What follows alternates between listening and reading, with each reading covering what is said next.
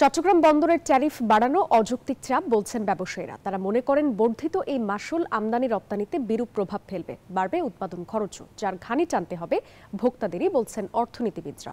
সতর্ক করে তারা বলছেন মূল্যস্ফীতিতে উস্কানি দিতে পারে এই ট্যারিফ। আরও জানাচ্ছেন রিয়াদ সুমন। দেশের প্রধান সমুদ্র বন্দরের ট্যারিফ বা মাশুল এক লাফে ৪১% বাড়িয়েছে চট্টগ্রাম বন্দর কর্তৃপক্ষ। এর আগে এই বন্দরের সবশেষ ট্যারিফ বাড়ানো হয়েছিল ১৯৮৬ সালে।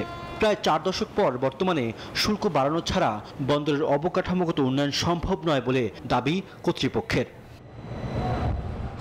বর্ধিত ট্যারিফ প্ল্যান অনুযায়ী পাইলটিং চার্জ $৮০০ এবং জাহাজ টানার টাগ চার্জ $৬১৫ থেকে $৬,৮৩০ পর্যন্ত নির্ধারণ করা হয়েছে।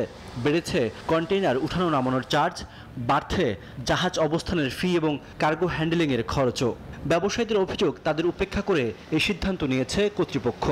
এখন যদি 40% বাড়াবার প্রয়োজন হলো, কেন হলো এটা আমাদেরকে, এটা যদি ওনারা এটা ব্যাখ্যা দিতেন যে বন্দরের বর্তমানে ইনকামে তো খরচে তো লস আছে, তো তা তো না, ওনারা তো এখনো প্রফিটের মধ্যেই আছেন। বন্দর কখনো লসে ছিল না মন্তব্য করেন ব্যবসায়ীরা। একই সঙ্গে কাস্টমসের অনিয়মের অবসানও দাবি করেন তারা।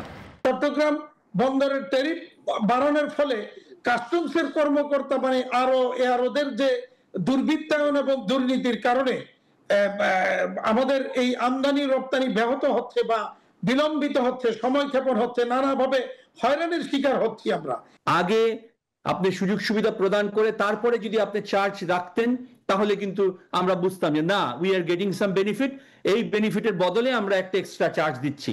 বর্ধিত ট্যারিফ দেশের রপ্তানি ও আমদানি বাণিজ্যের উপর নেতিবাচক প্রভাব ফেলবে বলে মনে করেন অর্থনীতি বিশ্লেষকরা। বন্দরের যে মাশুল বৃদ্ধি বলেন, বন্দরের যে সার্ভিস চার্জ বলেন, যেগুলো বৃদ্ধি পেয়েছে, এটা প্রাইভেট খাতে একটা নেতিবাচক প্রভাব পড়ছে। তা আমার কাছে, এবং শুধু প্রাইভেট খাতে না, এটা আপনার ইনফ্লেশনটাকে আরো উস্কে দিবে। রিয়াদ সুমন, নিউজ 24, ঢাকা।